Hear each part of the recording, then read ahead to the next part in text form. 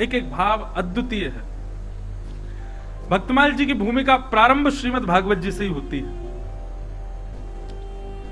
कि विभ्रद वेणुम जठर पटयो श्रांग वेत्रे च कच्छे वामे पाणे मृषण कवलम तत्फलम नांगुलीषु।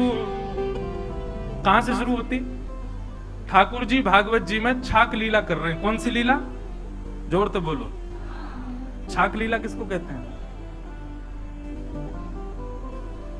मीठो मदन गोपाल आज दधि, मीठो मदन गोपाल आज गाते हैं।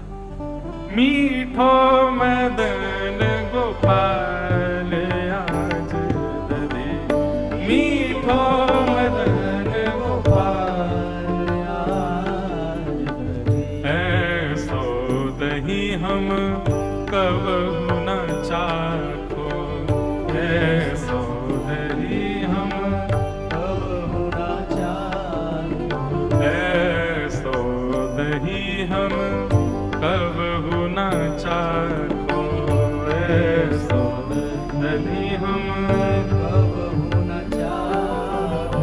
सुन गोकुल के नाथ आज दधि, सुन गोकुल के नाथ आज, मीठो मदन गोपाल आज दधि, मीठो मदन गोपाल आज। काय को मीठो लग रहा है आज दही? इतनो मीठो काय को इतने दिन आते पा रहे भैया? आज ही मीठो क्यों लग रहा है?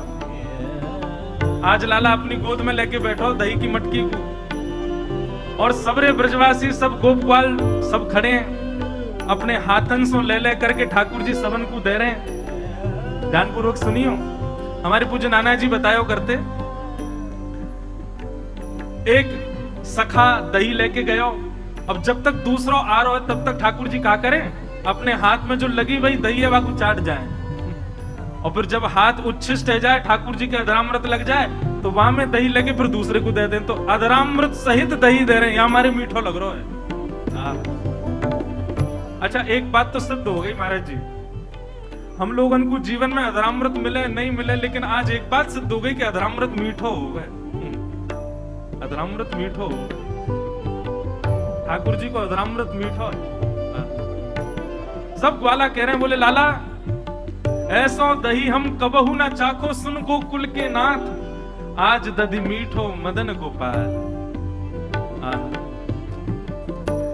आन पत्र ला लगाए दोना, आन पत्र लगाए दोना, दियो सबन में बाट आज दधि, दियो सबन में बाट आज दधि, दियो सबन में बाट आज दधि, दियो सबन में बाट आज दधि, लीनो मदन गोपाल आज दधि, मीठो मदन गोपाल। सब वाला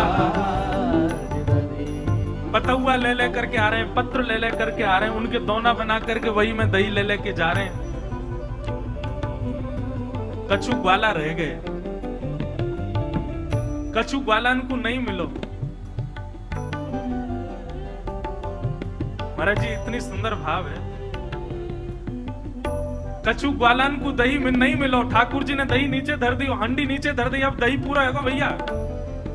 कछु ग्वाला रह गए, रोन लगे, और जब वो ग्वाला रोन लगे तो जिनको दही मिल गो वो सबरी उनको उपहास करने लगे, और ले ले आज तो ना मिलो, हमें तो मिलो, हम तो अपने में नहीं देंगे, आज तो बड़ा मीठो दही है। और ज्यादा रुदन करने लगे। लाल जी के मन में आई कि भैया ये सबरे बड़े उदास है रहे हैं। ठाकुर जी ने सबन को बुलाया, हाँ भाई जिन जिन को नहीं मिलो इतको आओ। सब सामने पहुंचे।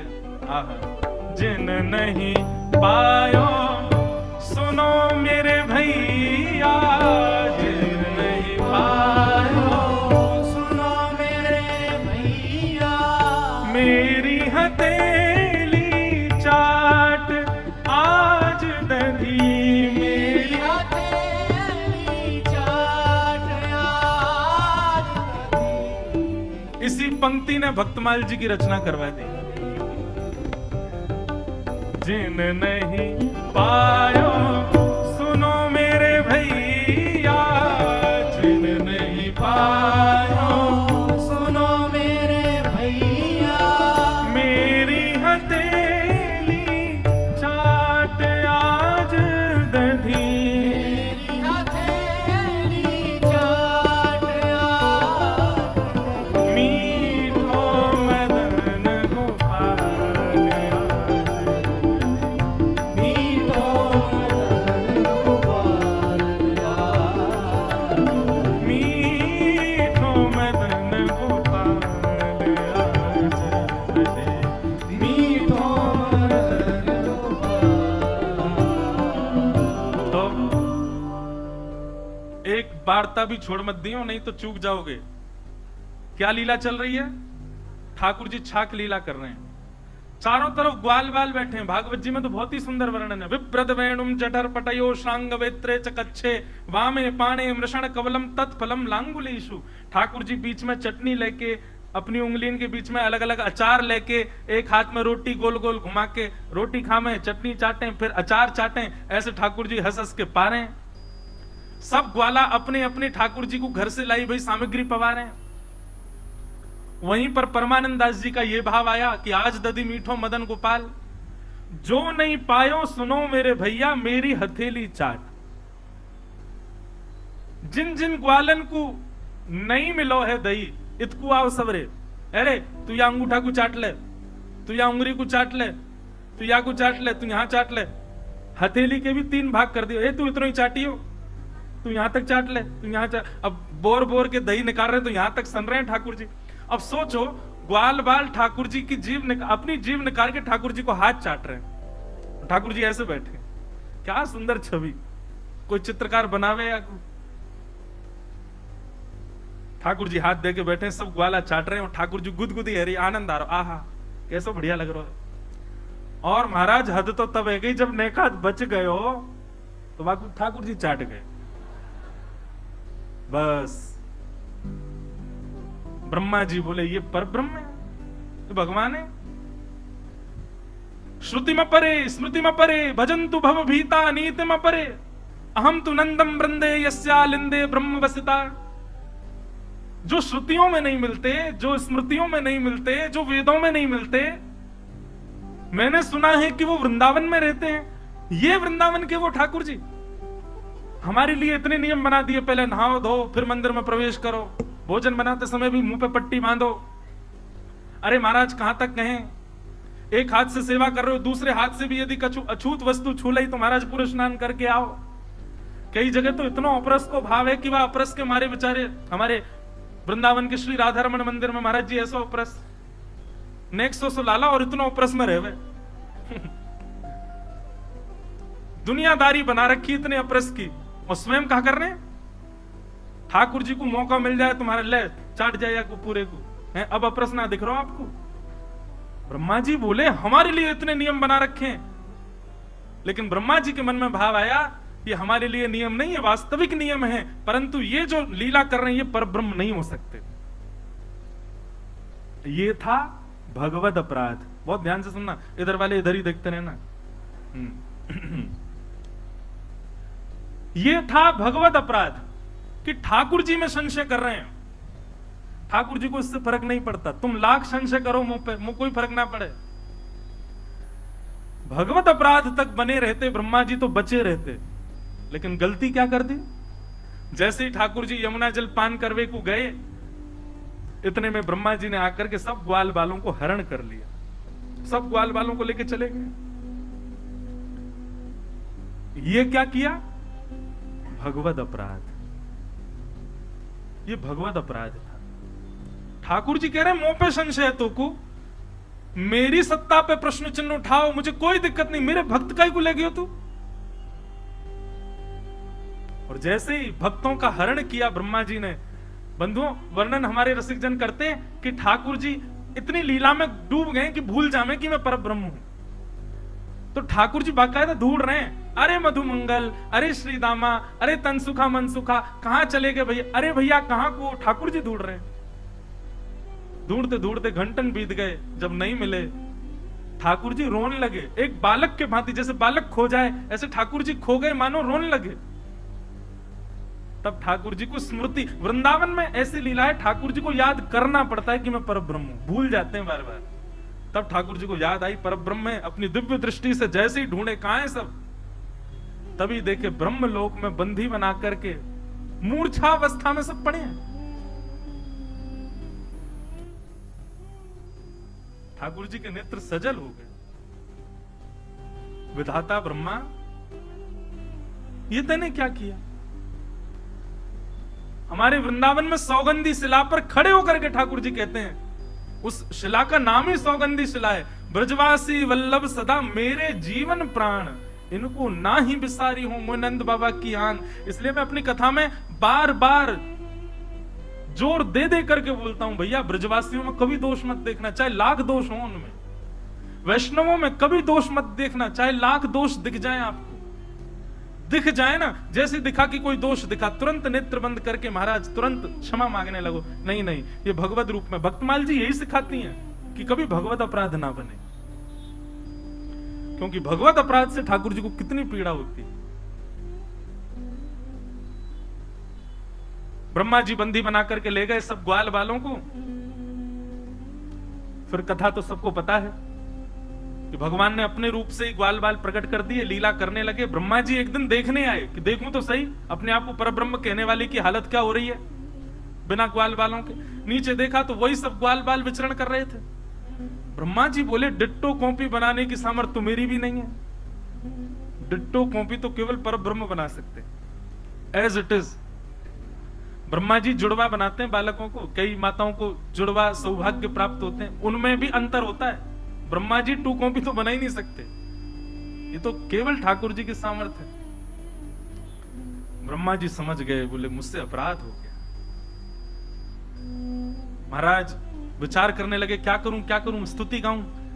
तब सोचने लगे खाली हाथ गया तो दंड देंगे, ग्वाल बालों को तो ले आऊं। ग्वाल बाल लेने के लिए ब्रह्मलोक गए तो भगवान ब्रह्मा जी से पहले ब्रह्मलोक चले गए और ब्रह्मा जी बन करके गए और जाकर के द्वारपालों से कह दिया, आजकल बहुत बेलूपिया घूम रहे हैं, हम जैसा कोई और दिखे तो मार पीट के भगा देना। ठाकुर जी से पंगा अच्छा एक बात सुनो, ठाकुर जी तो पंगा फिर भी ले लियो, भक्तन ते कछु मत कह दियो। 7 दिन इसको सूत्र मान करके चलिएगा।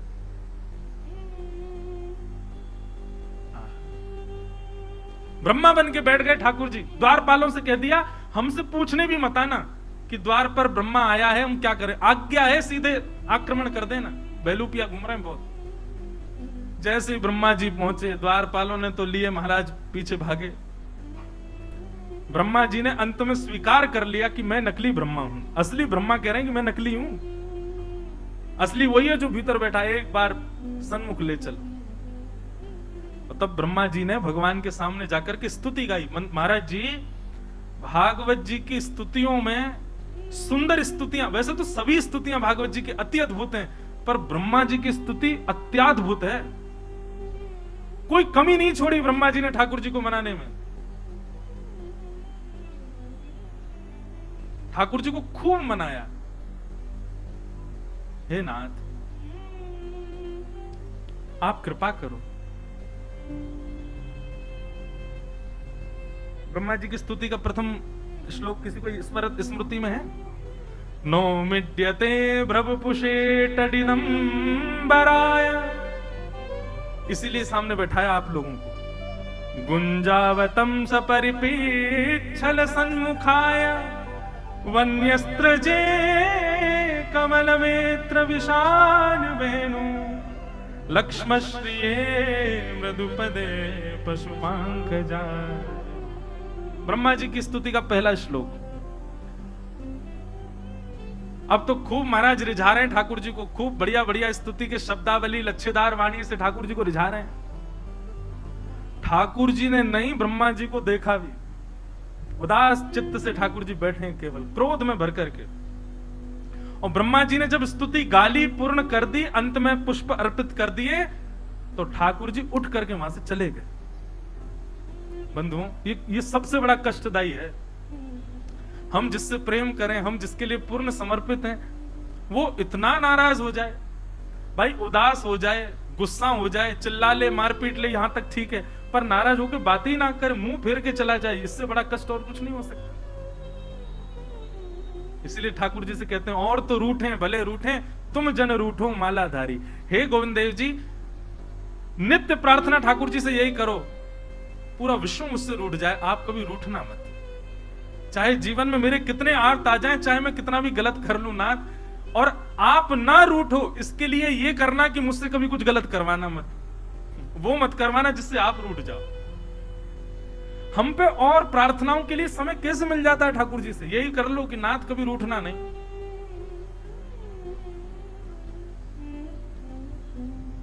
ब्रह्मा जी ब्रह्मलोक में बैठे हैं, सबसे बड़ी सत्ता के स्वामी हैं ब्रह्मा, पूरे विश्व के रचयिता, लेकिन आज स्थिति ऐसी है कि ब्रह्मा जी को लगता है कि अब मैं क्या करूं, नाथ ही रीझ गए मुझसे। तो ब्रह्मा जी ने सबसे आज्ञा लेकर के सबसे पूछा कि आप सब आज्ञा करें, मैं क्या करूं, मैं कैसे ठाकुर जी को मनाऊं। और तो और इससे भी ज्यादा कष्ट ब्रह्मा जी को कब हुआ, जब इंद्र ने वर्षा की और ठाकुर जी ने गिरिराज जी उठाए, तो ब्रह्मा जी को लगा चलो ठीक है, मेरी कैटेगरी में अकेला मैं ही नहीं रहूंगा, एक और आ गया, कम से कम 2 लोग, 1 से 2 भले। ठाकुर जी मुझसे नाराज है तो मुझे ये तो रहेगा, चल इंद्र से भी नाराज है, दोनों मिलके मनाएंगे। ब्रह्मा जी को बड़ी खुशी हो रही है कि भाई बढ़िया वर्षा है रही है, गिरिराज जी उठाए, वर्षा पूरी है, इंद्र तेरी देखियो क्या हालत करेंगे, मुझसे बुरा हाल करेंगे तेरा। ब्रह्मा जी जानते हैं कि ये पर ब्रह्म, फिर भी इंद्र को बता नहीं रहे कि नहीं बढ़िया अपराध कर दे तो मेरे संग तो भी आ जाएगा। लेकिन हुआ उल्टा, जैसे ठाकुर जी ने गिरिराज जी नीचे पधराए तो इंद्र गया। इंद्र ने जाकर के, पिता गुरुस्तम जगताम अधीशो, आप मेरे पिता हो, आप मेरे गुरु हो नाथ, आप मुझे दंड देने के पूरे अधिकारी हो, आप जो दंड देंगे मुझे स्वीकार है, मेरी इंद्र की पदवी छीन लो मुझसे, ये छीन लो, आदि आदि, जो आप जो दंड देंगे मुझे स्वीकार है। ब्रह्मा जी बड़े प्रसन्न कि हाँ बस अब देखना इसको दंड मिलेगा। ठाकुर जी ने इंद्र को बुलाया, अपने हृदय से लगा, कोई बात नहीं बेटा, कोई बात नहीं बच्चा राम, आगे से अभिमान मत करना, अपनी सत्ता में रहो, अभिमान मत करना, कोई बात नहीं, जाओ अपनी पदवी संभालो। ब्रह्मा जी तो अब रोने लगे, मैं इतना बड़ा अपराधी। ठाकुर जी से कहा, बोले नाथ आपने इंद्र को क्षमा कर दिया और मेरा अपराध इतना बड़ा कि आप मुझे क्षमा नहीं कर रहे। तो भगवान कहते हैं, बोले इंद्र की करनी से सब मेरे समीप आए और तेरी करनी से वैष्णव मुझसे दूर हो गए, मुझे वो क्रिया प्रिय नहीं जिससे वैष्णव मुझसे दूर हो जाए। ब्रह्मा जी बोले अब आज्ञा करो नाथ, मैं क्या करूं। बोले जिन भक्तों का अपराध किया है ऐसे ही असंख्य भक्तों का स्मरण करके उन सबको प्रणाम करोगे तब तुम्हारा अपराध निवृत्त होगा। इसको क्या कहते हैं महाराज जी, दंड उत्सव। क्या कहते हैं, मैं कथा में बताया करता हूं, आज नाम जप में मन लगा, कल नहीं लगा है अगर, तो निश्चित समझ जाइएगा कि आपने किसी वैष्णव का अपराध किया। आज गोविंद देव जी प्रिय लगे लेकिन कल प्रिय ना लग के वैसे ही लगे जैसे कल लग रहे थे, तो निश्चित वैष्णव अपराध बना है। वैष्णव अपराध हम पर नहीं है, इसका प्रमाण क्या है, ठाकुर जी नित्य नवीन लगने लगे, कथा में नित्य नूतन प्रिय लगने लगे, भगवत सेवा में नित्य नवीनता का अनुभव हो, नाम जप में नित्य नूतनता का अनुभव हो, नित्य प्रेम वर्धमान हो, तब समझो कि आप वैष्णव अपराध से विमुक्त हो। लेकिन आपका भजन, आपका दर्शन, आपका कथा श्रवण, आपका नाम जप यथावत वैसा ही है जैसा प्रारंभ में था, तो निश्चित है वैष्णव अपराध है, इसीलिए बढ़ नहीं रहा है। और उसका एक ही उपाय है उससे निवृत्त होने का, दंड उत्सव करो। दंड उत्सव क्या है, नेत्रों के सामने जो वैष्णव आ जाए उससे क्षमा मांगो, हमें क्षमा कर, ये दंड उत्सव। जितने ज्यादा वैष्णवों से क्षमा मांग लोगे उतनी जल्दी ठाकुर जी की भक्ति पुनः वर्धमान हो जाएगी। तो श्री नाभा गोस्वामी जी, उनकी परिकल्पना यहीं से है। भगवान ने ब्रह्मा जी से कहा कि ब्रह्मा जी आप भक्तों की चरण सेवा करो, भक्तों की शीत प्रसादी खाओ, भक्तों का यश गाओ।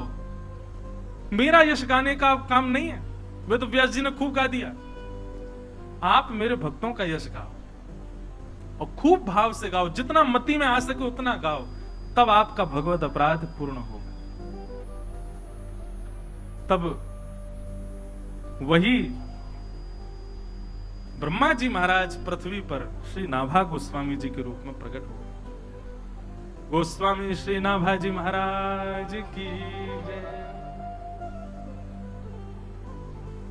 श्री नाभा जी के चरित्र को श्री प्रियादास जी महाराज ने गाया। प्रियादास जी कौन है ये भी बताएंगे। नाभा जी के चरित्र को श्री प्रियादास जी महाराज बहुत सुंदर भाव में कह रहे हैं। हनुमान वंश ही में जन्म प्रशंस जाको, भयो द्रगहीन सो नवीन बात धारी। उमरी वर्ष 5 मान के अकाल आच, माता बन छोड़ गई विपत्ति बिचारी। किलो अगर ताही डगर दरस दियो, लियो यो अनाथ जानी पूछ सोचारी। बड़े सिद्ध चल ले कमंडल सो सींचे नैन, चैन भयो खुलो खुले चक जोरी को निहारे। प्रियादास जी महाराज वर्णन कर रहे हैं हनुमान वंश में श्री नाभा जी का प्रादुर्भाव हुआ। हनुमान जी का तो वंश ही नहीं है, फिर हनुमान वंश में कैसे, वो तो ब्रह्मचारी है। तब कथा यहां पर प्रियादास जी ने बृहद वर्णन किया है कि दक्षिण भारत के एक ब्राह्मण कुल में कोई संतान नहीं थी, तब उन्होंने हनुमान जी की आराधना की और 12 वर्ष की आराधना के बाद हनुमान जी प्रकट हुए और प्रकट होकर कहा वरदान मांगो, क्या चाहिए। तो भक्ति के प्रदाता, भगवान के प्रदाता, या तो हनुमान जी से भक्ति मांगो या फिर ठाकुर जी को मांगो। पर वो ब्राह्मण देवता कहने लगे, बोले नाथ एक पुत्र दे दो। हनुमान जी महाराज बोले ये तो वही बात हो गई, जिसके पास जो वस्तु नहीं है उससे वो मांग रहे हो। कभी कभी मन में भाव आता है, शंकर जी से कह रहे हैं हमारा घर बना दो, शंकर जी कह रहे हैं मैं खुद शमशान में रहूं। गणेश जी से कह रहे हैं बड़ी गाड़ी दिला दो, बोले खुद मैं चूहा पे चलूं तो गाड़ी दे दूं। हनुमान जी कह रहे हैं भैया ये बालक बच्चे मांगने हते तो ठाकुर जी की आराधना करते, ब्रह्मचारी हनुमान जी को काहे को बुलाया। लेकिन फिर भी श्री हनुमान जी महाराज ने कृपा की और उन ब्राह्मण देवता का वंश बढ़ा। उसी वंश में आगे चल करके श्री नाभा जी का प्रादुर्भाव हुआ। आप श्री का जन्म से नाम नवभुज बताया गया और कई जगह नारायण दास भी बताया गया। ऐसा भी कहा गया कि जब श्री अग्रदास जी ने उनको दीक्षा दी तो नामकरण श्री नारायण दास रखा, वैसे नाम नवभुज है, ऐसा भाव भक्तमाल जी में ही पढ़ा। बहुत ध्यान से सुनिएगा। हुआ क्या, अकाल पड़ा और अकाल पड़ने के कारण श्री नाभा जी की माताजी उनको लेकर के कहीं प्रस्थान कर रही थी, परंतु अत्यंत अकाल के कारण बीच जंगल में ही छोड़ दिया। जन्म से ही नेत्र नहीं थे श्री नाभा जी को। 5 वर्ष की आयु में बिना नेत्रों का बालक जंगल के बीच में व्याकुल, कहां जाऊं, किसके पास जाऊं, कैसे जाऊं, क्या करूं। तभी वहां आचार्य चरण श्री किल्हदेव जी महाराज और श्री अग्रदास जी महाराज वे दोनों ही वहां से प्रस्थान कर रहे थे और तभी उनकी दृष्टि उस बालक पर पड़ी। महापुरुषों की दृष्टि में ही भक्ति भाव विद्यमान होता है। वो देख भर लें उसी से ही कल्याण हो जाना है हमारा। तब आप श्री ने जाकर के उस बालक को देखा और अपने कमंडल के जल का छिड़काव किया तो तुरंत दोनों चक्षु प्रकट हो गए और सबसे पहला दर्शन श्री कुलदेव जी महाराज जी और श्री अग्रदास जी महाराज का हुआ। वाह, ठाकुर जी ने कैसी लीला करी कि नाभा जी को जन्म से संसार देखने ही नहीं दिया। सबसे प्रथम दर्शन ही आचार्य चरण का हुआ है श्री नाभा जी को, और कुछ लक्षण भक्ति भाव के दिखाई दिए और दोनों आचार्य चरण श्री नाभा जी को अपने साथ आश्रम ले आए। सेवा प्रदान की। क्या सेवा है? इतने रसिक संत विराजते हैं, सबकी चरण सेवा करो और सबकी शीत प्रसादी पाओ। बंधुओं, एक बात हमारी ध्यानपूर्वक सुनिएगा। चरण सेवा में और शीत प्रसादी में भी बहुत ध्यानपूर्वक आप सबको मर्यादा का पालन करना चाहिए। कोई महापुरुष प्रसाद पा रहे हैं, एक बात और सुनिए। शीत प्रसादी का मतलब उनके प्रसाद पाने के बाद जो शेष रहे वो भी है। शीत प्रसादी का मतलब उनके वचनामृत भी है। माफ कीजिए, यदि कोई केवल शीत प्रसादी ग्रहण करे और वचनामृत का पालन ना करे तो भी कल्याण में कहीं ना कहीं संशय आ सकता है। परंतु शीत प्रसादी पहले वचनामृत के रूप में ग्रहण करो, और वचनामृत के रूप में मतलब वचन के प्रति अटूट विश्वास। सूरदास जी महाराज की वाणी है, दृढ़ इन चरणन के रो भरोसा, श्री वल्लभ नख चंद्र छटा बिन सब जग माही अंधेरो, साधन और नाही आकली में जासू होत निवेर, सूर कहा कहे दुविध आधरो, बिना मोल को चेरो, भरोसो दृढ़ चरणन के। सूरदास जी कह रहे हैं, मैं और क्या प्रमाण दूं गुरु कृपा का। सूर कहा कहे दुविध आंधरो। दो नेत्र नहीं है हमारे पास, लेकिन फिर भी गुरु कृपा से सब देखता हूं। वो देखता हूं जो किसी को नहीं दिखता। ये गुरु कृपा है। तो श्री नाभा जी को सेवा प्राप्त हुई कि संत जनों की चरण सेवा करो और उनकी शीत प्रसादी ग्रहण करो। नाभा जी महाराज खूब संत सेवा करते, शीत प्रसादी पाते, संत जनों की सेवा करके आनंदित होते। एक बात सदैव याद रखिएगा, बहुत ध्यानपूर्वक सुनो। नाम जप में, कथा श्रवण में, संत सेवा में और तीर्थ गमन में, नाम जप में, कथा श्रवण में, संत सेवा में और तीर्थ गमन में यदि आपके चित्त में आनंद उत्साह नहीं है तो इन चारों में न प्रवेश किया जाए तो अच्छा। समझ में आई बात? नाम जप करने में यदि उत्साह नहीं है, कथा श्रवण करने में यदि उत्साह नहीं है, संत सेवा में यदि उत्साह नहीं है, तीर्थ गमन में उत्साह नहीं, और पांचवा एक और चीज लो, नियम करने में। यह भी एक बात है महाराज जी विशेष। नियम खाना पूर्ति नहीं है।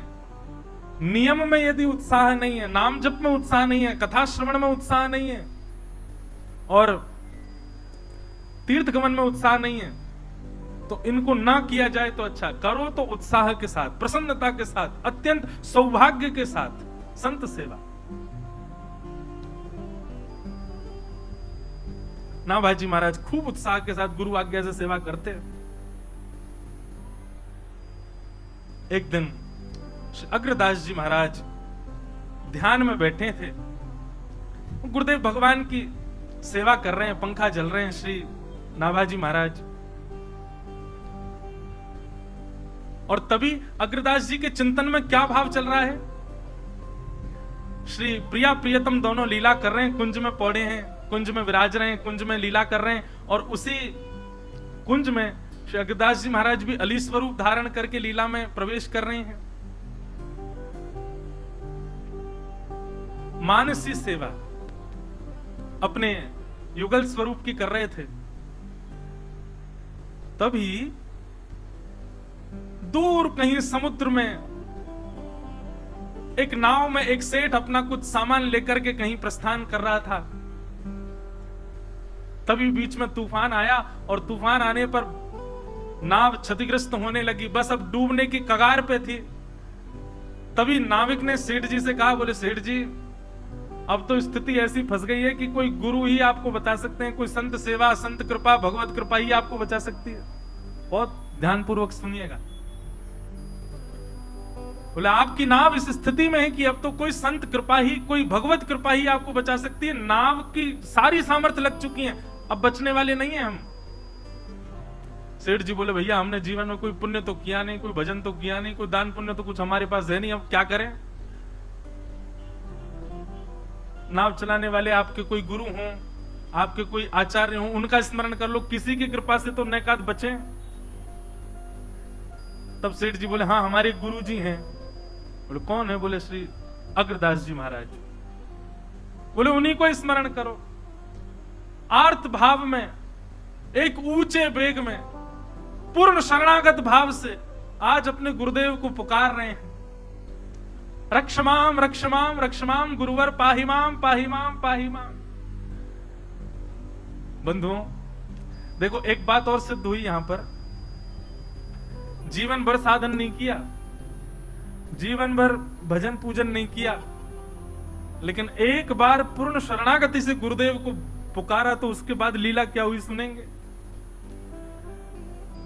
लीला ऐसी घटी कि जैसे ही वहां दूर समुद्र में वो अपने गुरुदेव को पुकार रहे हैं और यहां श्री अग्रदास जी महाराज मानसी सेवा में श्री प्रियालाल जी की लीला में हाथ बटा रहे हैं, और तभी वह स्वर श्री नाभा जी को सुनाई देने लगा, क्योंकि नाभा जी भी अग्रदास जी की मानसी का दर्शन कर रहे हैं। ये बहुत ऊंची बात है। किसी के मन में क्या चल रहा है ये कोई नहीं देख सकता, पर दूर खड़े पंखा झल रहे श्री नाभा जी को प्रत्यक्ष दर्शन हो रहा है। श्री राघवेंद्र सरकार विराज रहे हैं, बगल में सियाजू विराज रही हैं, कैसी सेज है, कैसी सहचरियां खड़ी हैं, सबका कैसी कुंज है, सब दर्शन हो रहा है। गुरुदेव अली स्वरूप धारण करके क्या सेवा कर रहे हैं, नाभा जी को दर्शन हो रहा है। और तभी नाभा जी ने अनुभव किया कि दूर समुद्र में पुकार रहा वो शिष्य गुरुदेव को, वह स्वर नाभा जी को सुनाई देने लगा। नाभा जी विचलित हो गए, मन में विचार करने लगे, गुरुदेव यहाँ सेवा में हैं, गुरुदेव यहाँ युगल स्वरूप को माला पधरा रहे हैं और यहाँ पर ये भक्त गुरुदेव को बुला रहा है, कहीं उसका स्वर सुनकर के गुरुदेव अपनी सेवा ना छोड़ दें, कहीं सेवा में विघ्न ना आ जाए। तो जो पंखा गुरुदेव को झल रहे थे उसी पंखा को द्रुत गति से उस दिशा में झलने लगे जिस दिशा में समुद्र में नाव फंसी थी।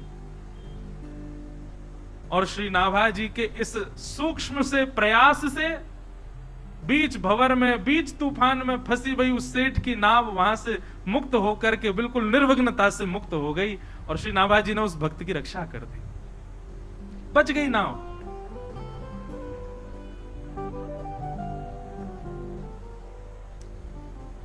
अब बात ऐसी है कि श्री अग्रदास जी महाराज को आवाज तो आ गई थी कि भक्त रक्षा की पुकार कर रहा है।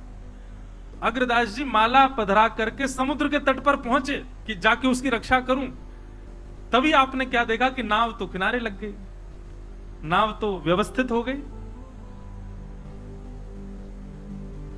लेकिन आप नील समुद्र की नीलिमा को देख करके भाव निमग्न हो गए, ठाकुर जी की स्मृति में चले गए। पर जब स्मरण पूर्ण हुआ, श्री नाभा जी ने गुरुदेव से कहा, गुरुदेव आप जिस कार्य के लिए समुद्र तट पर आए वो कार्य हो चुका है, आप पुनः लीला में जाइए, श्री प्रियालाल जी प्रतीक्षा कर रहे हैं, आप वहां पहुंचिए। अग्रदास जी ने जब ये स्वर सुना, स्वर सुनकर के बोले, मेरे चित्त में प्रियालाल जी विराज रहे हैं, सेज पर बैठे हैं, कैसी सेवा, क्या सेवा चल रही है, मेरी मानसी सेवा है, ये इसको कैसे पता? और मेरे सेवा के बीच में मेरे किसी भक्त ने मुझे रक्षा के लिए पुकारा, ये भाव भी इसको कैसे पता? और वो पुकार तो रहा था रक्षा के लिए, पर मैंने जाकर के देखा नाव तो किनारे लगी, मतलब उसकी रक्षा कैसे हुई? अग्रदास जी ने तुरंत चिंतन किया तो सब दृष्टिगोचर हो गया कि ओहो, ये तो ऊंची श्रेणी को प्राप्त हो गया है बालक। मेरे चित्त की सेवा का दर्शन हुआ, यहां तक कि मेरे भक्त की पुकार को इसने दूर खड़े खड़े अपने पंखा के जलने से उसकी रक्षा कर दी। ये कृपा है शीत प्रसादी की और चरण सेवा की, संतों की, रसिक जनों की चरण सेवा की। रसिक जनों की सेवा और शीत प्रसादी पाने का ये सौभाग्य है।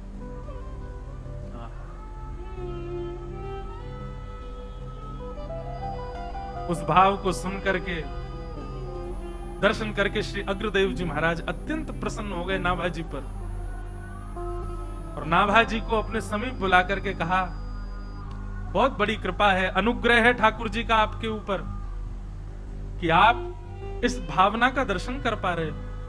सब संत जनों की कृपा है, सब गुरुजनों की कृपा है। अब हमारी आज्ञा से आप जाइए और जाकर के भक्त चरित्र लिखना प्रारंभ कीजिए। नाभाजी महाराज कहने लगे, बोले कि मैं राम कृष्ण का गुण तो गा सकता हूं, ठाकुर जी का यश तो गा सकता हूं, ठाकुर जी के गुणानुवाद गाने की थोड़ी बहुत क्षमता तो मुझे आपकी कृपा से प्राप्त है, पर भक्तों का यश गाना ये मैं कैसे करूंगा, ये कैसे संभव होगा। नाभाजी कहते हैं, श्री अग्रदास जी महाराज कह रहे हैं, जिन्होंने बीच भंवर में फंसी हुई नाव दिखा दी, जिन्होंने मेरे चित्त में श्री प्रियालाल जी दिखा दिए, जिन्होंने कृपा करके बीच भंवर की फंसी हुई नाव को मुक्त करा दिया, वही कृपा करेंगे और वही सबकी कृपा से तुम भक्त चरित्र लिखो। भक्ति भक्त भगवंत गुरु चतुर नाम वपुए, तिनके पग बंधन किए, नाश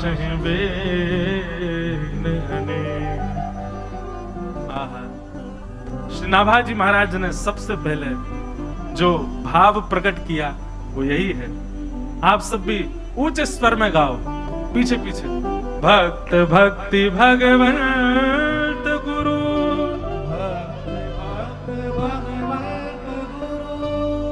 चतुर नाम वपुए,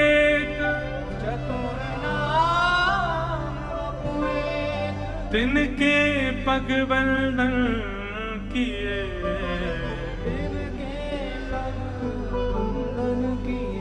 नाश विघ्न अनेक।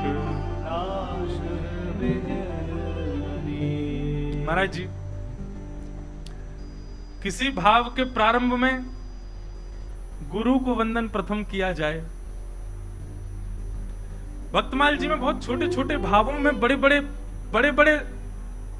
बड़े भाव विद्यमान हैं।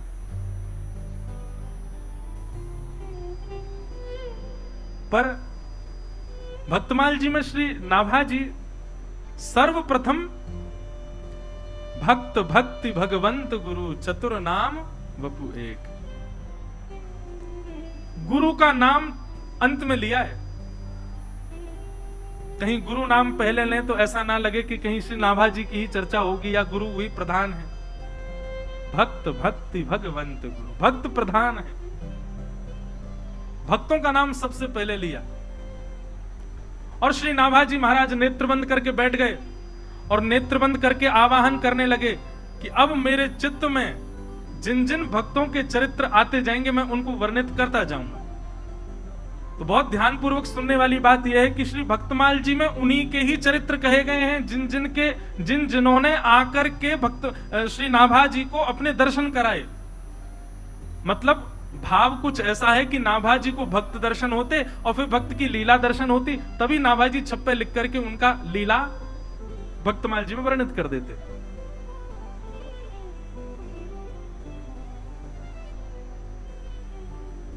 सर्वप्रथम श्री नाभाजी ने स्मरण किया। अब आवाहन कर रहे हैं अपने गुरुदेव को प्रणाम करके कि अब भक्त जन आवे स्मृति में और मैं लिखना प्रारंभ करूं।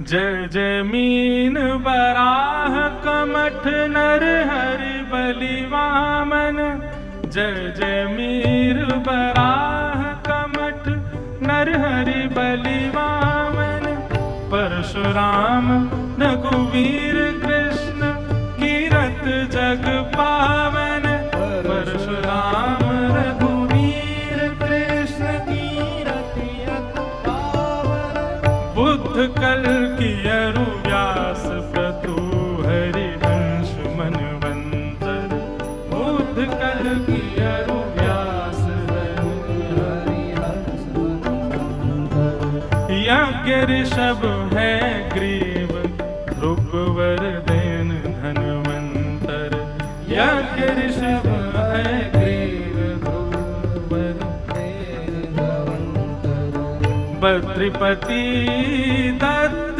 कपिल देव सनकादिक करुणा करो, बद्रिपति दत्त कपिल देव सनकादिक करुणा करो, 24 रूप लीला रुचिर श्री अग्रदास उर्पद धरो, 24 रूप लीला रुचिर श्री अग्रदास उर्पद धरो, हाँ 24 रूप लीला रुचिर श्री अग्रदास उर्पद धरो, 24 रूप लीला रुचिर श्री अग्रदास उर्पद धरो। श्री नाभाजी महाराज ने भक्तों का आह्वान किया। समस्त भूमंडल के समस्त वैष्णव हरिप्रिय भक्तों का मैं चिंतन कर रहा हूं, सब मेरे चित्त में आ जाएं और अपने अपने भाव पर। अच्छा एक बात और, श्री भक्तमाल जी में उन भक्तों का चरित्र है जो हरिप्रिय हैं। कौन? हरिप्रिय। हरिप्रिय का मतलब जिनको हरि प्रिय हैं वो नहीं, जो हरि के प्रिय हैं वो।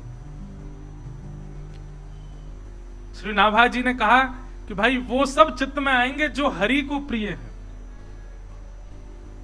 वो सब चित्त में आकर के अपने अपने भाव निरूपण करवाएं। परंतु नाभाजी तो स्मरण कर रहे थे भक्तों का और चित्त में आ गए भगवान। भक्तमाल जी का प्रथम छप्पे यहीं से ही प्रारंभ हुआ। जय जय मीन बराह कमठ नर हरि बलि वामन, परशुराम रघुवीर कृष्ण की रत जग पावन, बुद्ध कल की अरु व्यास प्रतु हरिहंस मनवंतर, यज्ञ ऋषभ है ग्रीव ध्रुव वरदेन धनवंतर, बद्रीपति दत्त कपिल देव सनकादिक करुणा करो, 24 रूप लीला रुचिर श्री अग्र दास उर पद धरो। बहुत ध्यानपूर्वक सुनिएगा, अभी भूमिका ही चल रही है भैया। जिन रसिकों की त्रिवेणी सुननी है वो तो कल से शुरू होगी, पहले भूमिका सुन लो आज। तो नाभाजी नेत्रबंद करके बैठे हैं, भक्त जन चित्त में आएंगे तो मैं यश लिखूंगा।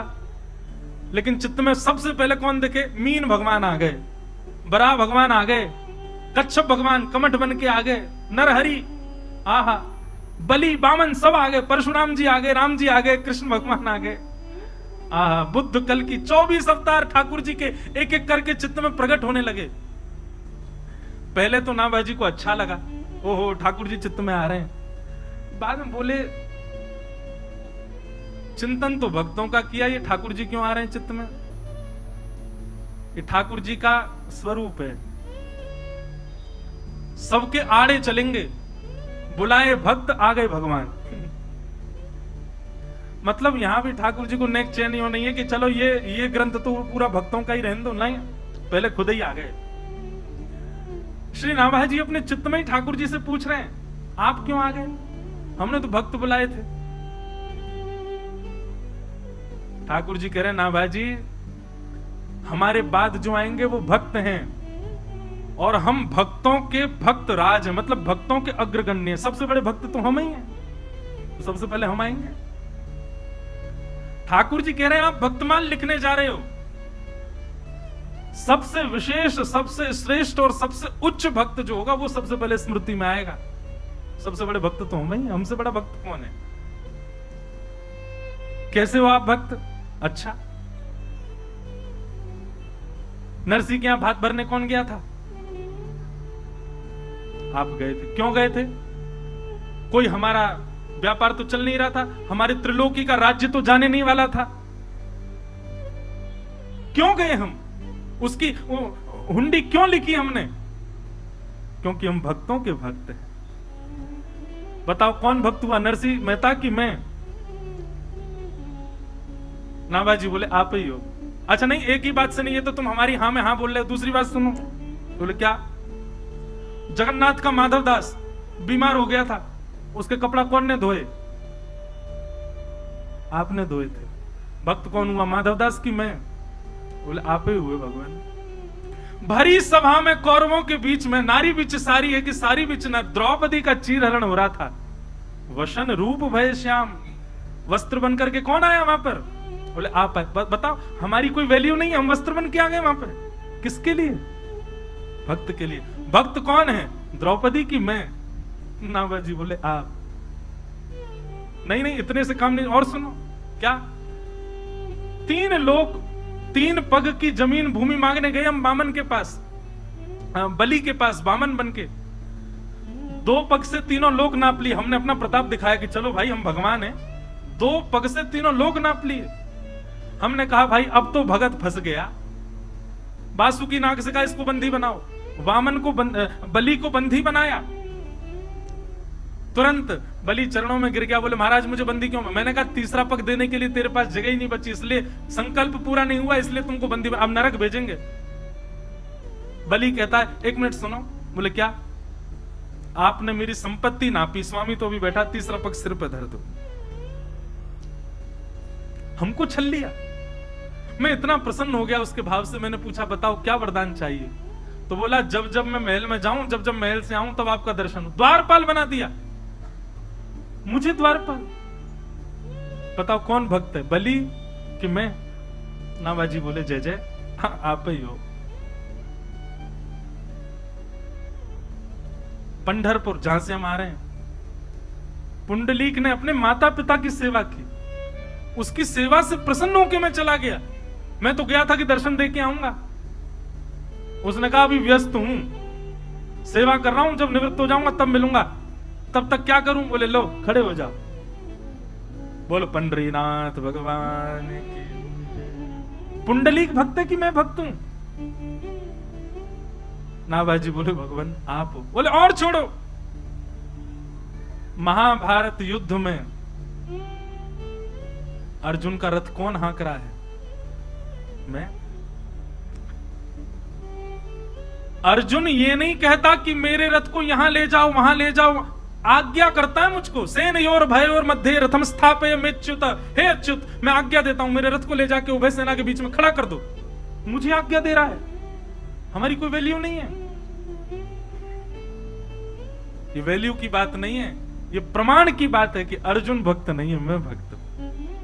ए नाभाजी, आपने भक्तों का स्मरण किया है तो आपके सामने जो ये मेरे 24 रूप प्रकट हुए हैं, सबसे बड़ा भक्त तो मैं ही हूं। मुझसे बड़ा भक्त कौन होगा? हमारे पूज्य महाराज जी आए ना, गा के गए नरसिंह मेहता जी का भाव।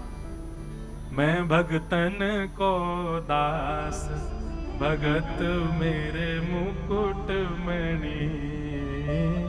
मैं भगतन को दास, भगत मेरे मुकुट मणि। हाँ मैं भगतन को दास, भगत मेरे मुकुट मणि।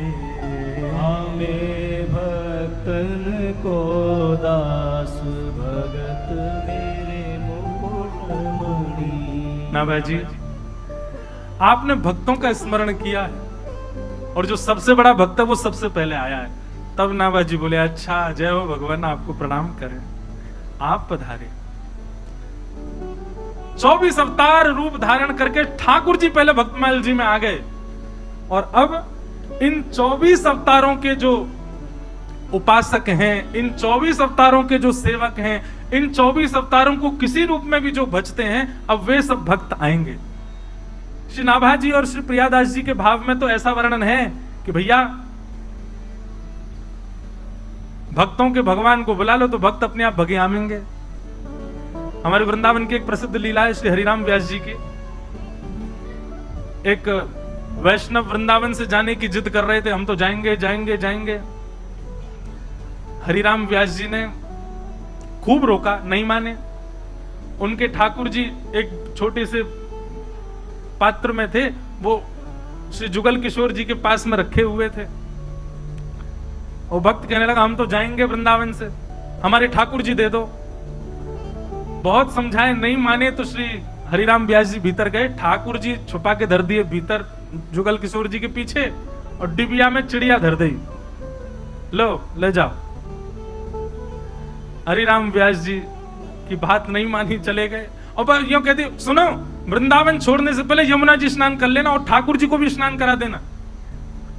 और ठाकुर जी तो धर लिए, जुगल किशोर जी के बाद डिबिया में चिड़िया धरी है। अब जैसे ही वो भक्त क्या बोले, नहीं चलो जाते जाते बात तो मान जाए, जमुना स्नान करेंगे। जमुना जी के पास जाकर के, और जैसे ही महाराज स्नान करके ठाकुर जी के स्नान के लिए डिबिया खोली, सो चिड़िया उड़ गई। अब तो वो भक्त सोचने लगा, ओहो मेरे ठाकुर जी उड़ गए, मेरे ठाकुर जी उड़ गए। उड़ के कहां गए? बोले वृंदावन की तरफ ही गए। हरिराम व्यास जी सही कह रहे थे, वृंदावन छोड़ के मत जाओ, मैं जाना चाह रहा था, ठाकुर जी नहीं जाना चाह रहे, देखो उड़ के भाग गए वृंदावन। रोते रोते आए हरिराम व्यास जी के पास, बोले मेरे ठाकुर जी तो उड़ गए। हरिराम व्यास जी बोले कहां उड़ गए? बोले ऐसे ऐसे मैंने डिबिया खोली नवाने को, ठाकुर जी फुर रोते वृंदावन की ओर उड़ गए। हरिराम व्यास जी बोले हम मना कर रहे थे मत जाओ वृंदावन छोड़ के, रुको हम देखते हैं ठाकुर जी आए कि नहीं।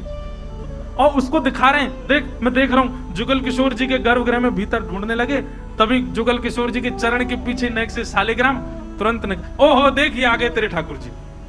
भगवत बोलो सही कह रहे हो, देख ठाकुर जी जानो नहीं चाह रहे, अब तू भी मत जावे। और उसका अखंड वृंदावन वास करा दिया हरिराम व्यास जी ने।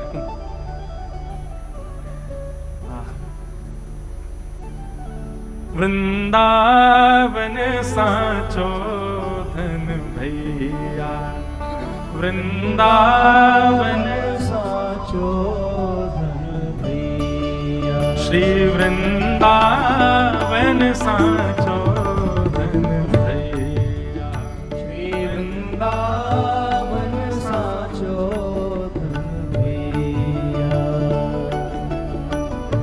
कनक कूट कोटिक लगत जिए, कनक कोट कोटिक लगत जिए, भजिए कुंवर कन्हैया, भजिए कुंवर कन्हैया। वृंदावन साचो धन भैया, ओ वृंदावन साचो धन भैया, श्री वृंदावन साचो धन भैया, श्री वृंदावन साचो। हरिराम व्यास जी का भाव है, जहां श्री राधा चरण रेणु की, जहाँ श्री राधा चरण रेणु की, कमला लेत बलैया, कमला लेत बलैया। आतुर वन में व्यास पुकारे, आतुर वन में व्यास पुकारे, आतुर वन में व्यास पुकारे, आतुर वन में व्यास पुकारे। है कूर सिक सुनैया, वृंदावन साचो धन भैया, वृंदावन साचो धन भैया, श्री वृंदावन साचो धन भैया। श्री वृंदावन साचो धन भैया। बोल वृंदावन धाम की। तो भक्तन के भगवानन को ले लो, भक्त अपने आप दौड़े हमें कहीं जामेंगे ही नहीं। तो ठाकुर जी खुद ही आ गए भक्तमाल जी में। सबसे पहले छप्पे में जय जय मीन बराह कमठ नर हरि बलि वामन, परशुराम रघुवीर कृष्ण की रत जग पावन, बुद्ध कल की अरु व्यास प्रतु हरि हंस मनवंतर, यज्ञ ऋषभ है ग्रीव ध्रुव वर देन धनवंतर, बद्रीपति दत्त कपिल देव सनकादिक करुणा करो, 24 रूप लीला रुचिर श्री अग्रदास के पद धरो। अपने आप ठाकुर जी आ गए और मानो नाभाजी का कार्य और सहज कर दिया, बोले अब सब आ जाएंगे अपने आप। और इसके पश्चात श्री नाभाजी के चित्त में इन 24 अवतारों के उपासक एक एक करके प्रकट होने लगे। इन 24 अवतारों के समस्त साधकों के भाव आने लगे और श्री नाभाजी महाराज भक्तमाल की रचना वृहद करते गए। इस प्रकार श्री भक्तमाल जी की रचना हुई। किसने की? नाभा गोस्वामी। नाभा गोस्वामी जी कौन है? ब्रह्मा जी के। ब्रह्मा जी ही नाभाजी के रूप में प्रकट हुए। तो ये था भक्तमाल जी की रचना का कारण। अब भक्ति रसबोधनी टीका भक्तमाल जी का विस्तारीकरण वो किया हमारे श्री राधा रमणीय संप्रदाय के पूज्य श्री प्रियादास जी महाराज। ये बातें आपको समझना इसलिए, ये हमारे लिए जरूरी है। आप समझो मत समझो, आप हमारे लिए जरूरी, इसलिए हम सब बोल रहे हैं। नाभा जी ने तो केवल 6 पंक्तियों में छप्पे कहा भक्तों का। जब श्री नाभा जी भगवत धाम को प्रस्थान कर गए, उनके मन में क्षोभ था। भगवत धाम जाने के बाद में भी मन में ऐसी पीड़ा कि अभी हम और विस्तृत व्याख्या नहीं कर पाए। बहुत ध्यानपूर्वक सुनो, हमें और विस्तृत लिखना था और विस्तृत व्याख्या हम नहीं कर पाए भक्तों की। भगवान मन का भाव समझ गए, बोले नाभा जी क्या बात है, क्यों उदास हो? बोले कि आपके भक्तों का चरित्र लिख के आए, पर हम चाहते कि और विस्तृत करना था। इतना हुआ प्रचार प्रसार, इतना नहीं हो पाया जितना होना चाहिए था। तब ठाकुर जी ने कृपा की, बोले कि तो फिर कृपा करो, किसी भक्त को चुन लो और चुन करके उसके ऊपर अनुग्रह करके उससे भाव करवा।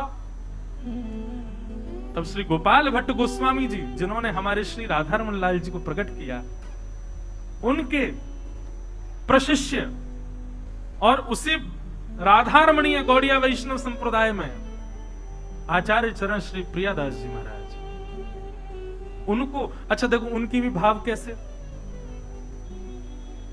वो चिंतन कर रहे थे श्री चैतन्य महाप्रभु का, नेत्र बंद करके चिंतन कर रहे थे चैतन्य महाप्रभु का। आहा, ऐसा सुंदर स्वरूप, ऐसे सुंदर चाल, ऐसे सुंदर भाव, ऐसी सुंदर वाणी। चैतन्य महाप्रभु का चिंतन कर रहे थे। चिंतन करते करते वो स्वरूप तो विराम हो गया, नाभाजी प्रकट हो गए और प्रकट होकर के बोले सुनो, हमारी आज्ञा है। क्या आज्ञा है? बोले हमने जो भक्तमाल जी की रचना की है, उन्हीं भक्तमाल जी का अब आप विस्तारीकरण करो, उनको और वृहद भाव में लिखने का प्रयास करो। प्रियादास जी महाराज बोले भगवान मैं कैसे करूंगा? बोले जैसे हम पर गुरुजनों ने कृपा की, ऐसे तुम पर भी कृपा होगी और तुम लिखना प्रारंभ करो। तब छप्पे के बाद जो छंद गाए जाते हैं वो श्री प्रियादास जी की और बृहद व्याख्या के रूप में, कल से रसिक त्रिवेणी की जब चर्चा होगी, श्री हरिराम व्यास जी, यतिवंश महाप्रभु और स्वामी श्री हरदास जी, तो पहले छप्पे गाया जाएगा वो नाभाजी का, और उसके बाद उनकी लीला के विस्तारीकरण के रूप में जो छंद गाया जाएगा वो श्री प्रियादास जी, उन्होंने उसको विस्तृत किया। प्रियादास जी महाराज ने भक्तमाल जी की विस्तारीकरण किया। महाराज जी प्रियादास जी का एक छंद में कल पढ़ रहा था, वृंदावन से आते समय इतना सुंदर भाव लगा, बहुत सुंदर बात कह रहे हैं वो।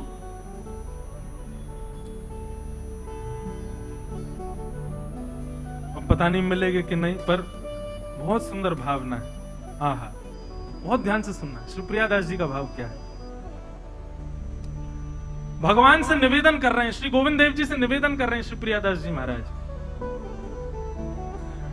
अग्नि जरावो लेके जल में बुड़ावो, भावे सूली पे चढ़ावो, घोरी करल पिवाई, बिच्छू कटवावो, कोटि सांप लपटावो, हाथी आगे डरवावो, इति भीत उपजाई, सिंह पे खवावो, चाहो भूमि गढ़वावो, तीखी अनिविधवावो, मुहे दुख नहीं पाई, ब्रज जन